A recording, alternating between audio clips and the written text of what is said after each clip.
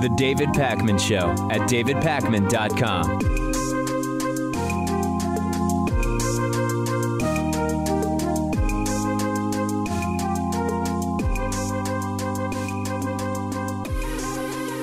One of the big questions surrounding the Michael Flynn scandal, including his lies to the FBI and his eventual indictment for those lies, is why was Michael Flynn lying to begin with? A former director of the Defense Intelligence Agency, the DIA, national security advisor, major military figure. He knows the risks of lying to the FBI. Why would he lie to the FBI? Was it to cover misdeeds he already knew he had participated in? He thought, I'm in so deep, I'll try to lie my way out of it. Well, maybe it's not really clear that's the case, though. What if it's much simpler? What if Donald Trump directed Michael Flynn to lie, and Flynn did it because, for whatever reason, he was loyal to Donald Trump? Well, there's a new NBC News report that really suggests that there's something there in terms of being directed to lie by Trump that Robert Mueller is looking into as part of his special prosecutor investigation. Now, to be clear, for all we know, Michael Flynn has already told Robert Mueller he lied because Trump told him to, and it just hasn't been made public yet, right? We don't know what Mueller got out of Flynn as part of this deal, but the NBC report is really pointing in that as something that is of interest to Robert Mueller. The NBC report, which is a really good in-depth report about the investigation that Robert Mueller is conducting, says that Special Prosecutor Robert Mueller, quote, appears to be interested in whether Trump directed Michael Flynn to lie to senior officials, including Pence or the FBI, and if so, why, according to sources. This is actually the simplest explanation for Michael Flynn's bizarre behavior, and it accounts for a number of strange events in the Trump-Flynn timeline. We know that in December of 2016, Michael Flynn told Russian Ambassador Sergei Kislyak Russia shouldn't retaliate against the U.S. for Barack Obama's sanctions against them, because as soon as Trump is inaugurated, Trump's going to do everything he can to undo those sanctions. That was in December. In January, Flynn denied ever having had that conversation. Why? Not only is it illegal to lie to the FBI, Russia would also know that Flynn was lying since they spoke to him. So it gives Russia leverage. It's a really risky move. Why would Flynn do it? Another example. After the White House was told that Michael Flynn is a major risk, that he's compromised, it took them almost 3 weeks to get Michael Flynn to step down, to effectively fire him, force a resignation. Why? If Donald Trump had told Michael Flynn to lie, to deny whenever necessary, it kind of explains why Michael Flynn took these risks. It explains why it took so long to fire Michael Flynn after it was known that he was compromised. It explains why Trump tried to get Comey to end the Flynn investigation, and maybe feeling like he told Flynn to lie, and so he's sort of responsible for the mess that he's in. Donald Trump said, I've got to try to get him out of this, and I'm going to tell Comey to end this investigation into Michael Flynn. This is the clearest possible path to Trump obstruction of justice so far. It fits the circumstances way more cleanly than lots of other speculation. So Trump telling Flynn to lie explains a lot. But what it doesn't explain, and this is kind of the most bewildering part to me, why would someone like Michael Flynn lie in a way that risks his entire political life for someone like Donald Trump, who has shown no loyalty to anybody? Was Trump just the useful idiot for Flynn and for others who had business deals they wanted to do with Russia that depended on the easing of those sanctions, and they thought, we'll all make a ton of money if Trump is president and he'll be none the wiser? I don't know the answer here, Pat, but that's the main question for me. It would be totally believable that Trump told Flynn to lie. My question is, why is Flynn so loyal to Trump? Well, I think he's being loyal to Trump because he's always been a military guy, but never quite at the top, right? So he's always had someone to be subservient to. And I think this is where you have to draw the line, though, because if he's being asked to lie to the FBI, he should know better than anyone else that he can't get away with it. And so he would be someone who knows the risks, and he would be someone that presumably would not be so liable to be manipulated in this way. I don't know the answer, and I hope we find out. And really good reporting by NBC News on this. If you haven't read the report, we're linking to it, and I encourage you to check it out. We're getting into this routine now where every time there's an attack in another country or in the United States, Donald Trump immediately after says, hey, this is justification for my proposed travel ban, or for my proposed changes to immigration law, or for whatever else. And by the way, that travel ban has not been ruled legal yet. The Supreme Court said last week, and we covered this, and there's still people confused. Supreme Court said last week that the travel ban can continue while lower courts decide on its legality, but it's not been determined that that is a legal travel ban, just to be clear. But back to our story today.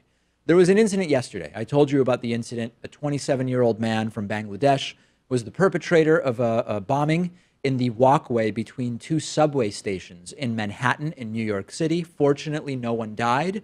There were 4 total injuries. That includes the bomber and 3 civilians. Since the bomber didn't die, as often is the case when you get a suspect in custody, he was interviewed by law enforcement, and he indicated that he is loyal to ISIS. And no surprise whatsoever about that.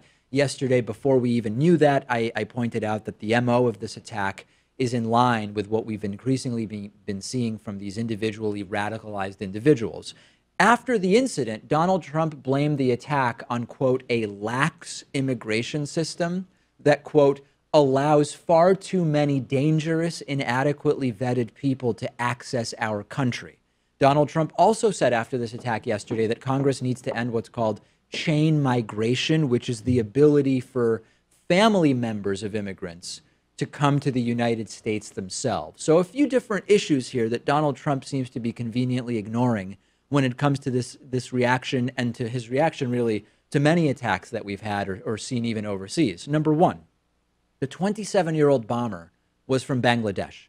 Bangladesh just isn't on Donald Trump's list of countries for the travel ban. So first and foremost, top level, the travel ban itself would have had no effect in this case. Then Trump also talks about vetting, and he's used the term extreme vetting before. We have extreme vetting, or at least as extreme as what Donald Trump has outlined.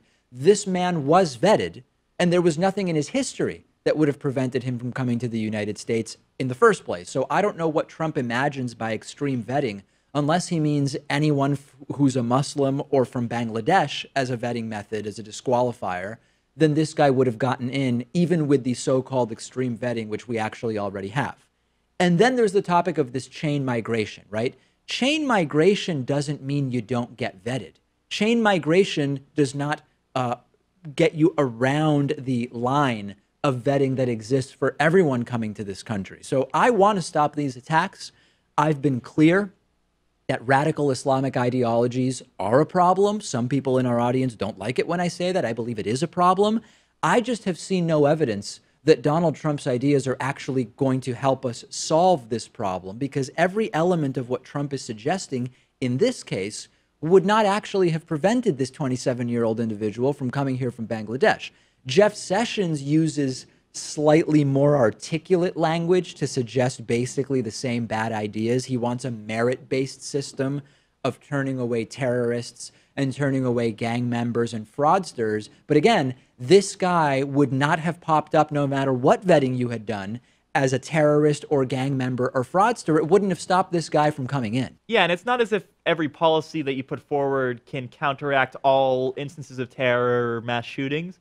But Trump here is acting as if his travel ban and that list of countries that he put out would have. And that's demonstrably not true. And it also is a list of countries that we've talked about before would not even really have stopped other people from coming in and committing acts of terror, because the countries on the list are not actually the countries that are the sources of terror that the United States has been victimized by. I won't rehash that entire story today.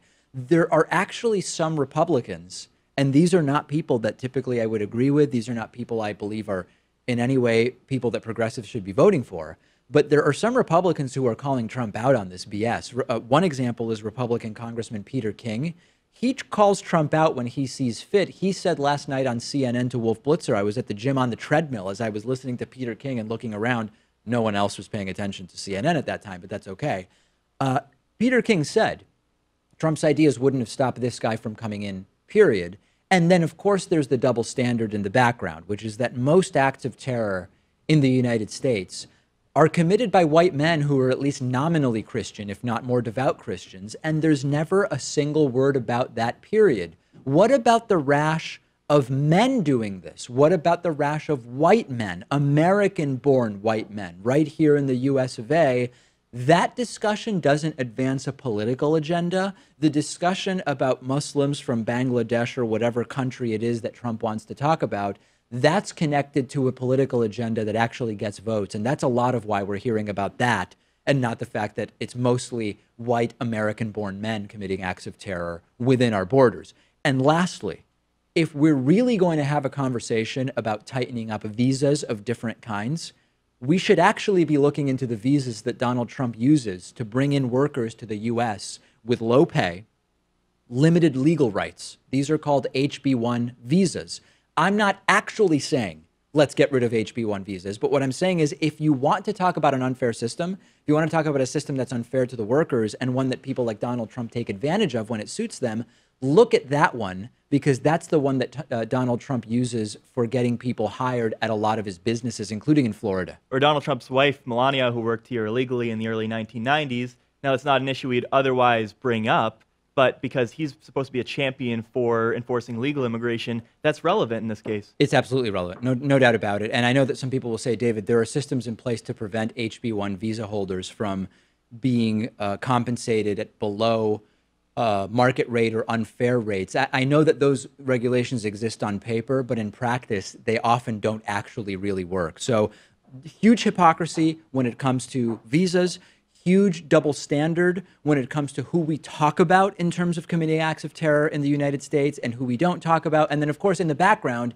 is that Donald Trump's desperation, utter desperation at this point, to get some kind of success up on the board leads him to point to, we should change immigration the way I said, and we should have the travel ban the way I've been saying after every single one of these incidents, even though those policies would have done nothing if enforced as described by Donald Trump to prevent this particular incident. Send me your thoughts. I'm on Twitter at dpacman.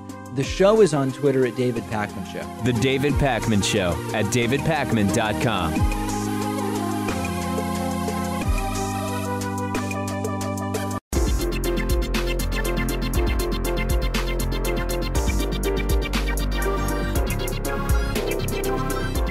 The David Pakman Show at davidpakman.com.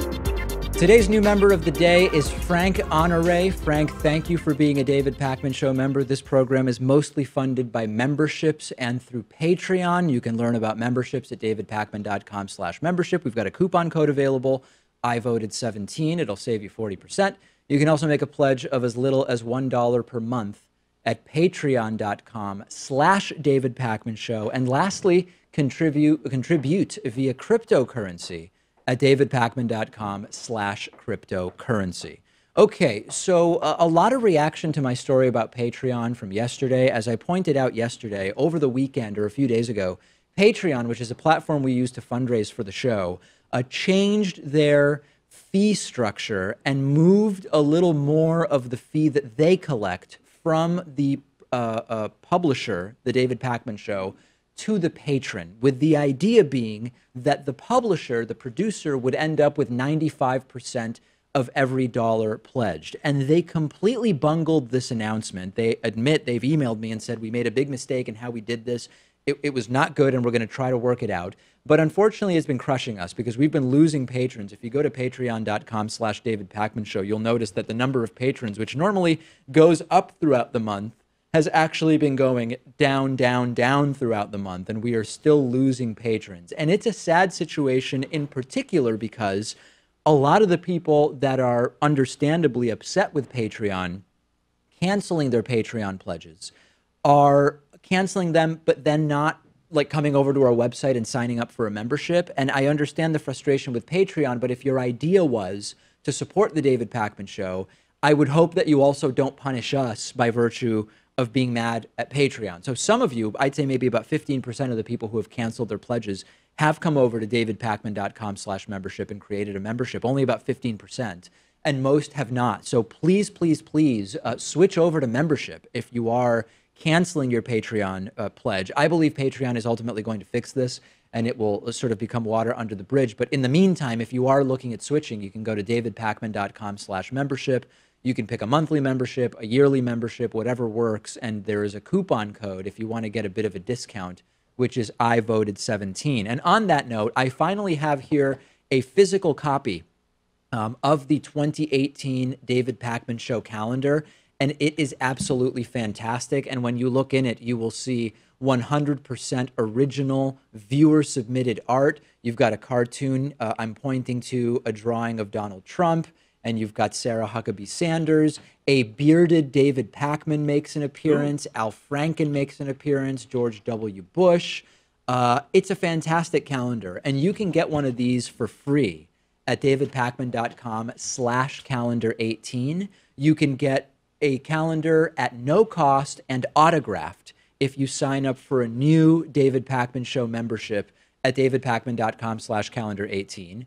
Option 2 there, when you go to davidpakman.com/calendar18, is the ability to purchase just the calendar. If you're currently a member or a patron, or you're not and you only want the calendar, you can use option 2 there. Click here under option 2, and you can get just the calendar autographed or not. So we're sending these out now to people all over the world. Very exciting. Check it out. The goal is 250 calendars for this season. We're up to 70 already, so we are working our way there. Today is Election Day in Alabama. We have accused Republican serial child sex abuser Roy Moore versus Democrat Doug Jones. The last 24 hours of the race have been weird. Roy Moore was interviewed by a 12-year-old girl, which just looks odd when he's accused of sexually assaulting multiple girls. But the real sort of cherry on top, the real bizarre and disturbing element is that one of Roy Moore's friends, a guy that he served with in Vietnam, has admitted that he went to a Vietnamese brothel with child prostitutes with Roy Moore. But the totally bonkers element of it is that this wasn't someone who was out there criticizing Roy Moore. One of Roy Moore's friends who introduced him at a campaign rally yesterday, and I guess was trying to talk about how great Roy Moore is, admitted that he went to a child brothel in Vietnam with Roy Moore. How is this even possible? Well, Bill Staehle, or Staehle, says that he served with Roy Moore in Vietnam, and that one night, the two of them, plus another guy, went to a so-called private club, which actually turned out to be a brothel with little girls as prostitutes. And Staehle told his story apparently to defend Roy Moore by saying, we did go, and there were little girl prostitutes, but Roy Moore did the right thing. He refused to have sex with the little girls. Only our third buddy did.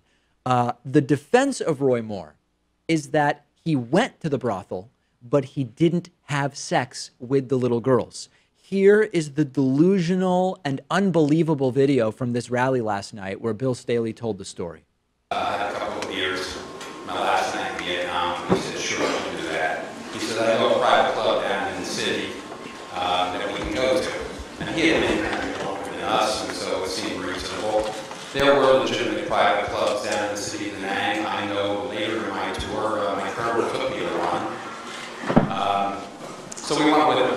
We got in his Jeep. He drove. He knew where he was going. And he took us to this place, which turned out to be a brothel. We walked inside. I can tell you what I saw, but I don't want to. It was clear to us what kind of place it was. And Roy turned to me in less time than it took for someone to come up to us. And there were certainly pretty girls, and they were girls. They were young. Some were probably very young. I don't know. I don't remember that. I wasn't there long enough. Roy said to me, we shouldn't be here. I'm leaving. Or words to that effect. In fact, I think those were his exact words. And I said, Roy, I'm with you. I said, well, what do we do with the other guy? And he said, well, he stays on his own. So we went up to him and we said, hey, let's get out of here. We're going back. He said, no, it's my last night in Vietnam. I'm staying. I can get a ride back. Why is the crowd laughing? There's nothing funny about the story. I guess it's supposed to be a story showing how great Roy Moore is because he had the opportunity to have sex with little girls in Vietnam, but he chose not to, so you should vote for him today, apparently. I mean, who hasn't accidentally stumbled into a child brothel? Happens to most men I know, anytime they travel outside the United States. I actually don't believe the guy. I had no idea about the story. But the one thing that doesn't fit in the story is that Roy Moore showed up and immediately said, this just isn't right. Let's leave now.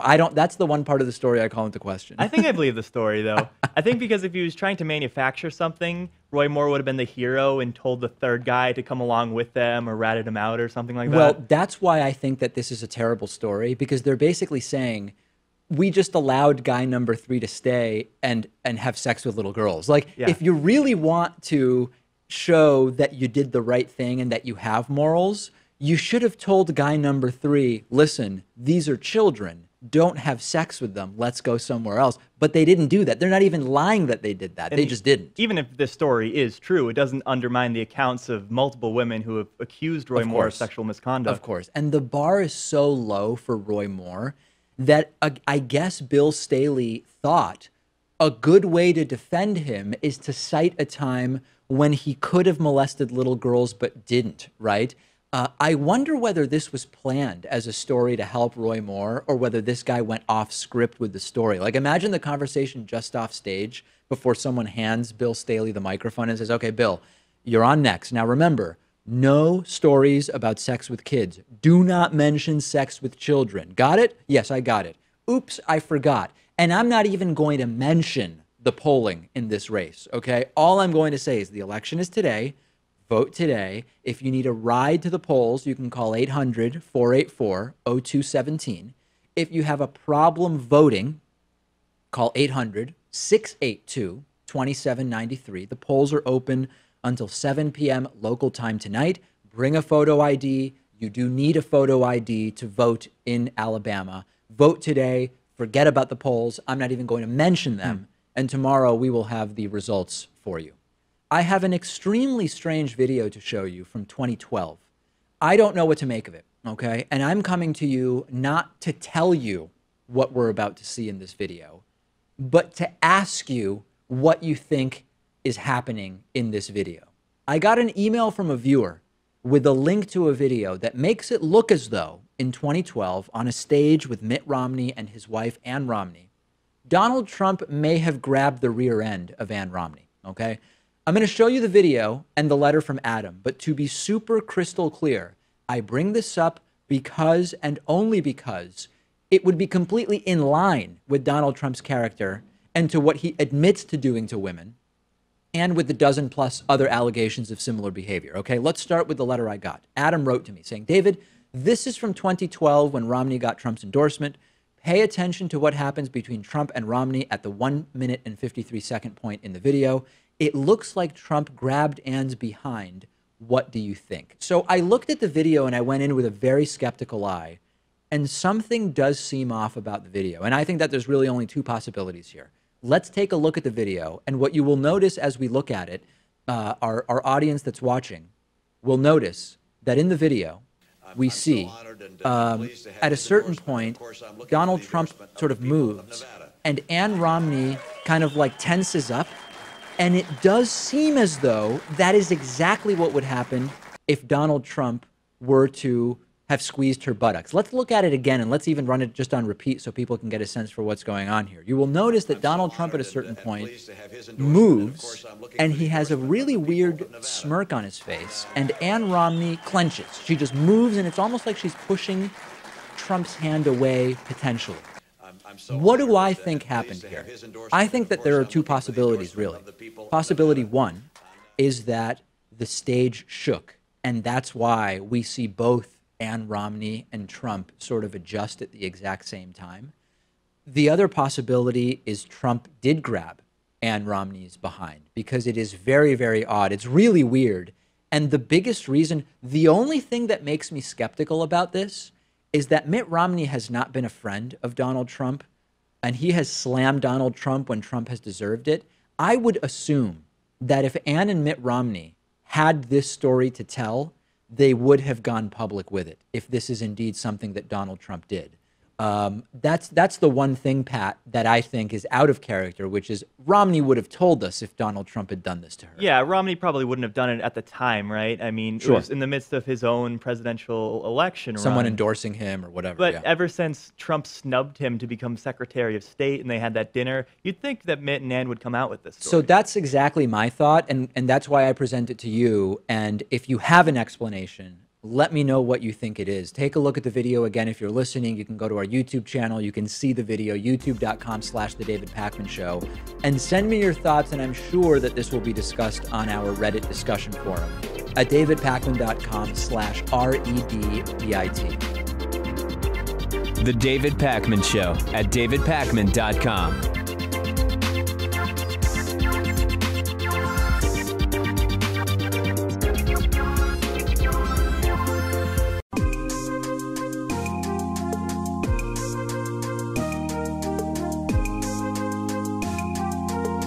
Welcome back to the David Pakman Show. I'm joined today by Malcolm Harris, who's a Philadelphia-based freelance writer and author of Kids These Days, Human Capital and the Making of Millennials. I've been reading quite a bit lately, Malcolm, about the topic of millennials. It's a popular issue for people that are millennials and people that are not millennials to write about. And there's sort of like two general trends I see, two types of writing about millennials. One is the very critical, this is a lazy generation, this is a generation that is not made up of makers, but it's takers, etc. That's one sort of line. The other is millennials are a generation that, like no other, are burdened by exploding student debt, stagnant wages, a not particularly great job market in the sense that more and more education is required, even for jobs that previously did not require such high levels of education.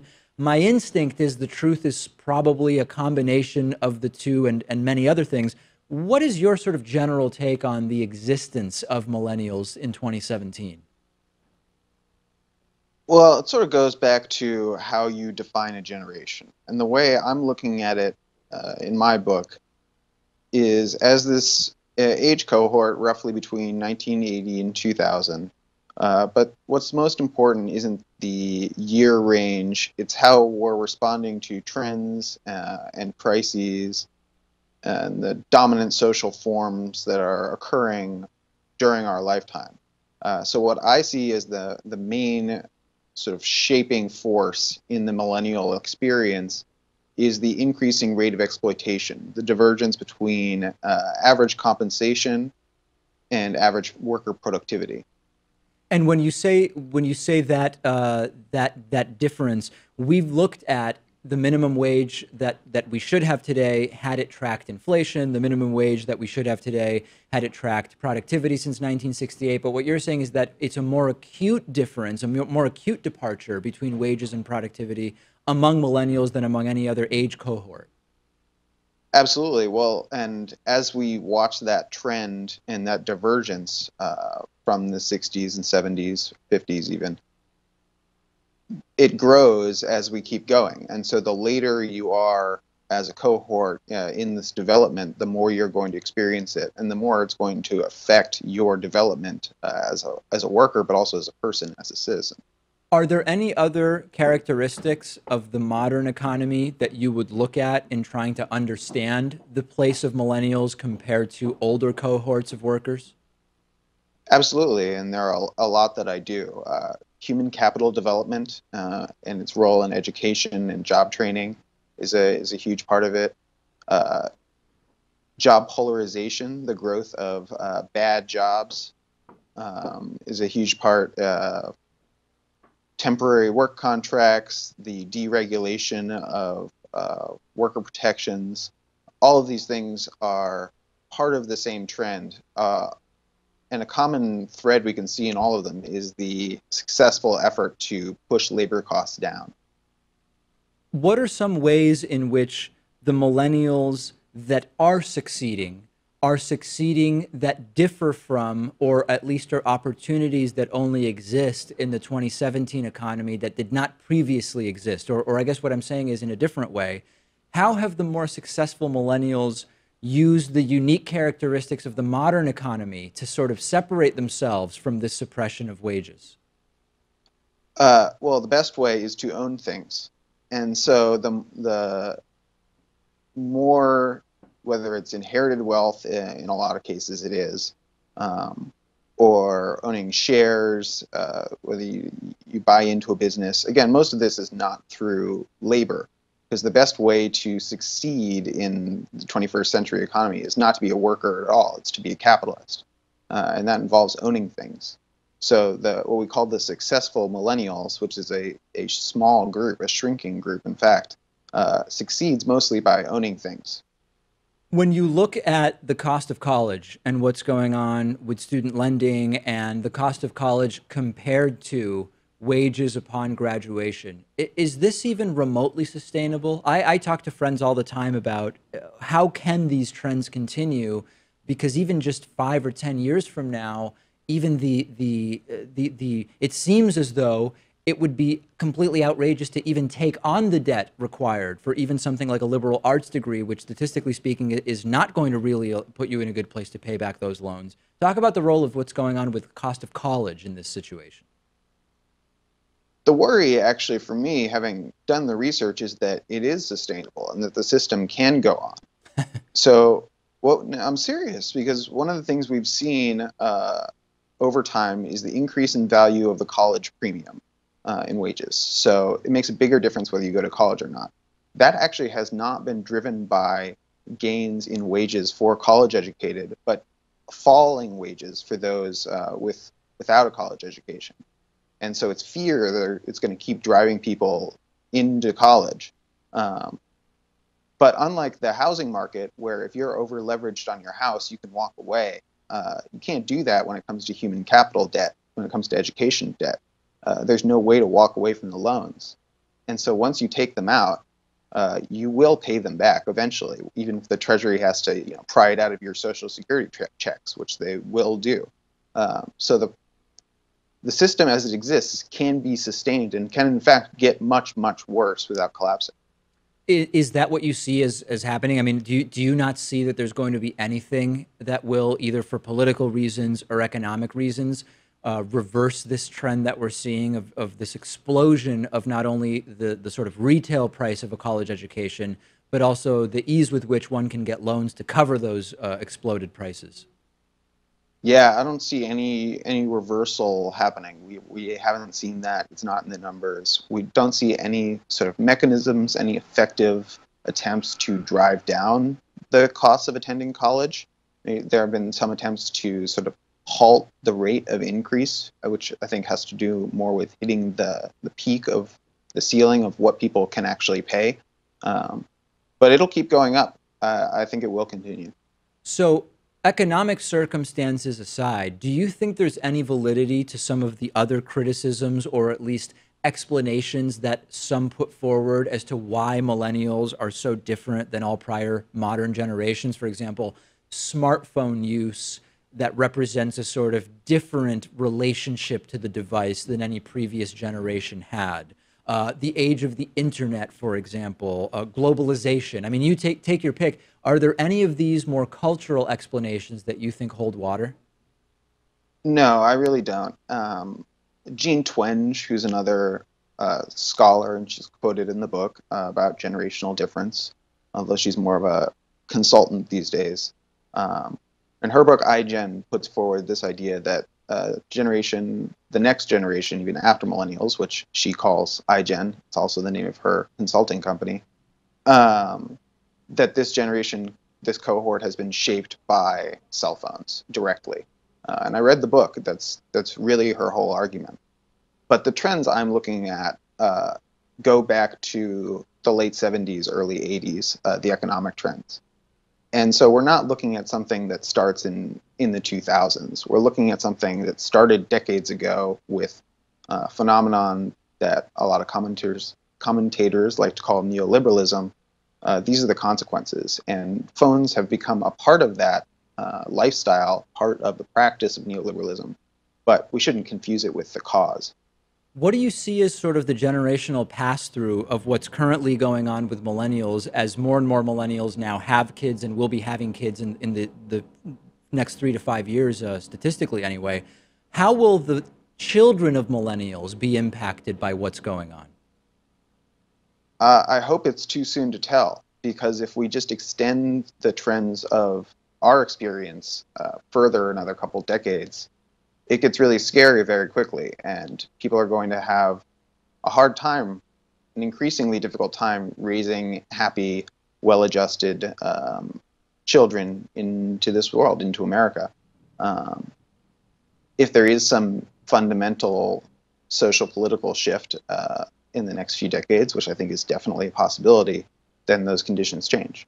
Yeah, I mean, what you're describing really should point to millennials being the most activist-minded generation in a long time, given how disproportionately some of these issues are affecting millennials. Is that borne out in the data? Are we seeing that, aside from sort of what we've observed for a long time, which is that younger generations tend to be more progressive than older generations, and that's sort of how they vote, are we actually seeing a higher rate of voting among those who are currently millennial aged than we saw previously among the older generations when they were millennial aged?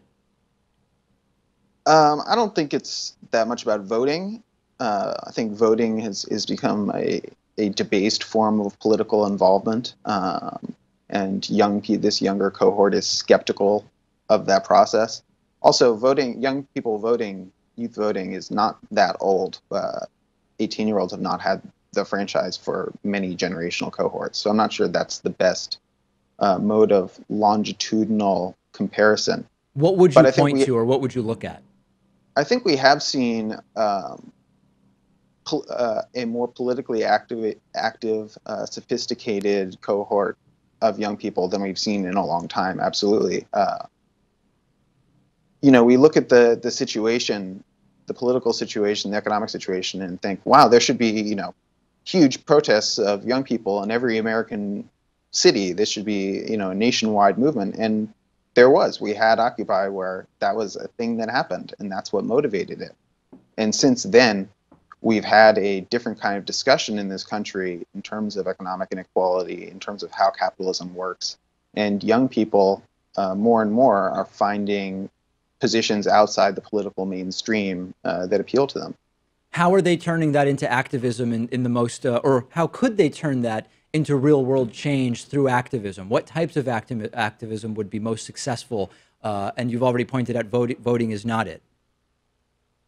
Well, if I had that answer, I'd be doing that instead of writing books, I guess. Well, you could be doing both, right? I mean, if you have an idea, I'd be curious what it is. What would be the other avenues? So one of the things I do in the conclusion of my book is look at a couple avenues that we're taught are the useful ways of political engagement, how we're supposed to change our society, whether that's volunteerism or voting or the market or protest, demonstrative protest. And I sort of go through all four of those and show how I don't think they can work in the time frame in which we need them to work in this country. I think we've got really a limited couple decades in which to make really huge fundamental changes to our society, or else we're screwed, or else it doesn't matter. And so what we call it when the fundamental mode of society is transformed is revolution. And so that's the kind of change that we need in America, I think. We've been talking about the book, Kids These Days, Human Capital and the Making of Millennials. The book's author is Malcolm Harris. Malcolm, thanks so much for talking to us about this. Thanks for having me, David.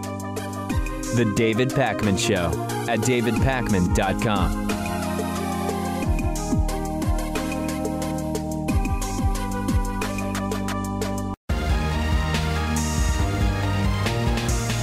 The David Pakman Show at davidpakman.com.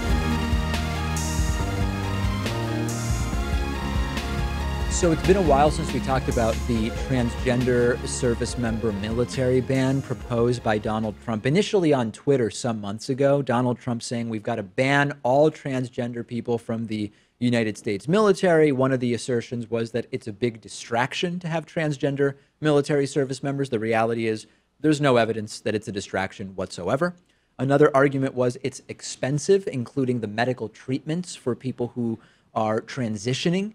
The reality is, number one, that's not true. It's a tiny, tiny, tiny fraction of all medical expenses for the government for military service members. And of course, it's also way less expensive than actually tracking down and discharging and replacing all transgender military service members. And it's been sort of quiet for a little bit on this issue, but we have news to tell you. Despite Donald Trump's decree that it's over for transgender military service members serving in the United States military, as of January 1st, 2018, transgender individuals will be able to enlist in the military. Now, it's not going particularly well for Donald Trump. I find this to be a completely pointless and stupid battle for him, but 2 federal courts have already said you can't do a blanket ban. It cannot be a blanket ban. Now, it won't be as simple to join the military if you are transgender. There's going to be a new policy starting January 1, and it's going to take into account Trump's desire for no trans people in the military. But the reality is that the policy as proposed by Donald Trump is totally absurd, okay? And the rules will be that trans people can apply to the military. They can be disqualified for gender dysphoria. They can be disqualified if they have a history of medical treatments associated with a gender transition. But if they can get a medical professional to certify that they've been clinically stable in their preferred sex for 18 months, and that they're free of, quote, significant distress or impairment, they can join up. So yes, this is it's still targeting trans people in a way that they were not previously targeted, but it's a similar standard to the one that exists for recruits that have a variety of different medical or mental health conditions, including, for example, bipolar disorder. In other words, you aren't blocked for having previously been treated for bipolar disorder, but you need a medical professional to sign off and say you've been stable for 18 months, you relate normally in social situations, and a number of other requirements. That's going to be the similar policy for transgender applicants to the United States military. So at the micro level, this is not good, because if this policy remains the final decision, it will mean that Donald Trump succeeded at making it more difficult for trans people to serve.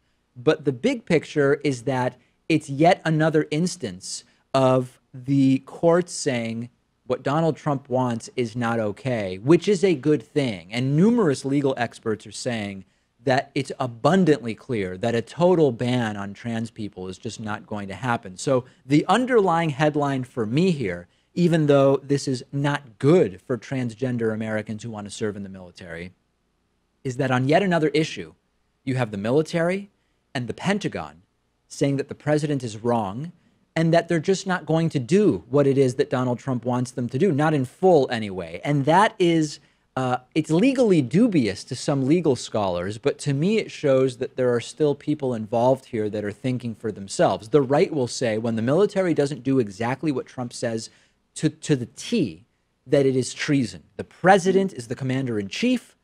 Do everything that the president says you do. There is a lot of scholarship on this issue, but there's a counterpoint to the right-wing position of always obey if you're in the military. Military service members swear an oath to support and defend the Constitution, not the president, and that if there is a manifestly unlawful order from the president, not only do they not have to follow it, they must reject it. The issue is implementation, right? Who decides whether the president is giving the military an unlawful order? Can an individual lone Army private decide that the president is giving an unlawful order? That's difficult. That's a complicated thing in something like the military. Does it need to be a decision made by the military leadership at large as to whether the president is directing them to do something that's unlawful? I don't know the answer, but it's complicated. It actually reminds me of Sally Yates, the former acting attorney general, who Trump fired because she refused to enforce his travel ban, right? Same kind of scenario. Similar situation, which is if the president is saying this is the policy and someone says we're not going to enforce it, then it's either treasonous or a fireable offense.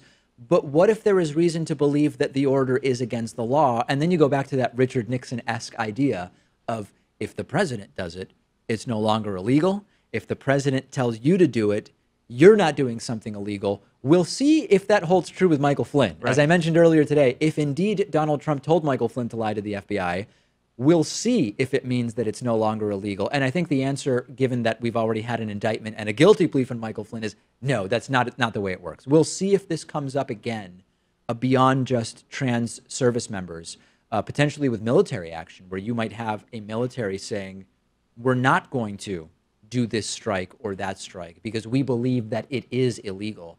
That would be another level altogether. After pulling out of the Paris Climate Accord, there was this rumor that Donald Trump wasn't going to be invited to the climate change summit in France. And it kind of made perfect sense. As I said at the time, why would you invite Donald Trump? He is a distraction. He'll show up and insult people.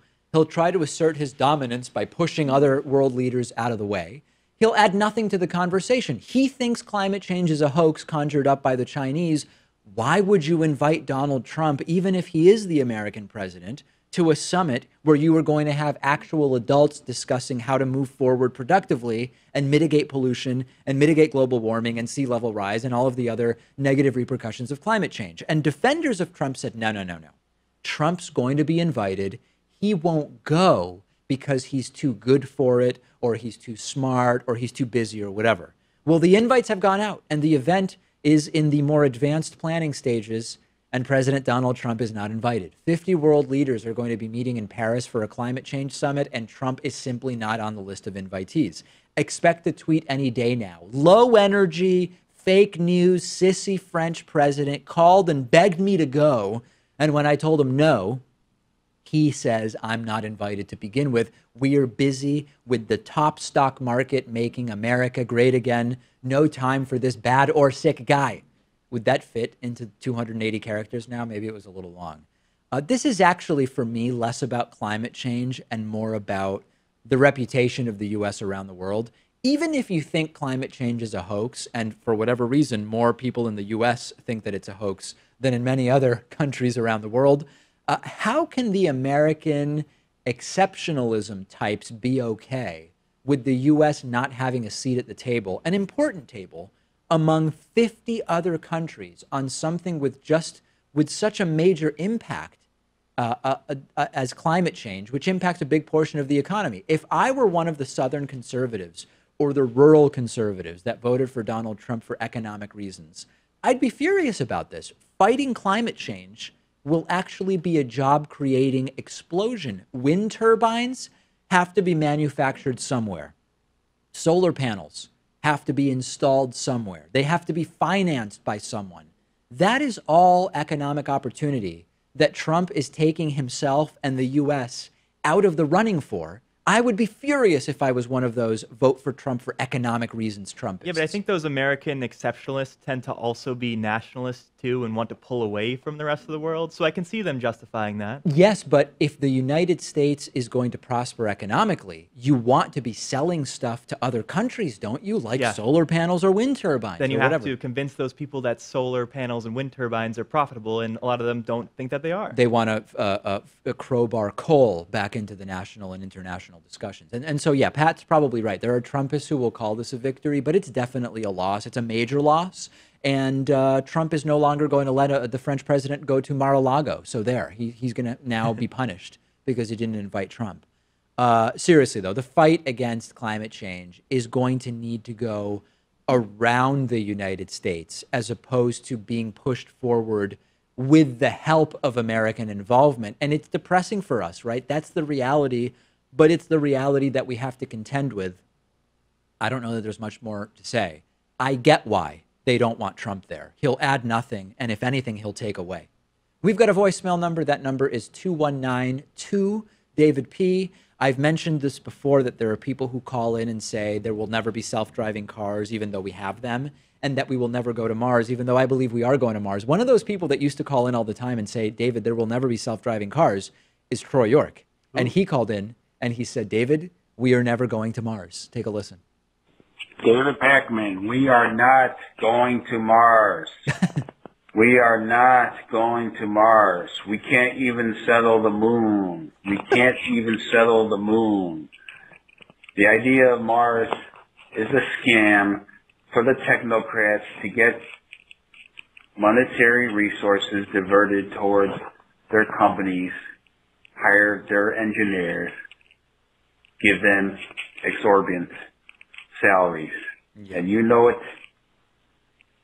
Jack Jones knows it, and Scott Horton knows it. So basically, I don't know. There is no money. Hello.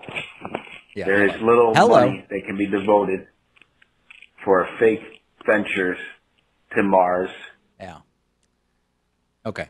This is the same guy who for years said there will never be self-driving cars. He's not making those phone calls anymore. I mean, maybe by we, he doesn't mean humankind. He talks about you and him personally. Right. Troy York and I are not going to be the first person to go to Mars. That's the Probably only. True. That's the only way to understand his voicemail that might make it a reality at some point. So anyway, these people exist. They will continue to exist.